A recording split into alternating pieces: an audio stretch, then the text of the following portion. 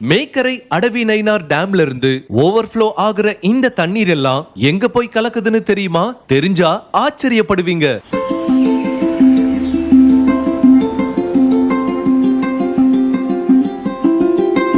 தென்காசி மாவட்டம் மேற்கு தொடர்ச்சி மலையிலிருந்து உற்பத்தியாகிற இந்த ஆற்றோட பேரு தான் அனுமன் நதி. இந்த நதியோட குறுக்கால தான் அடவி நயினார் அணைய கட்டி இருக்கிறாங்க.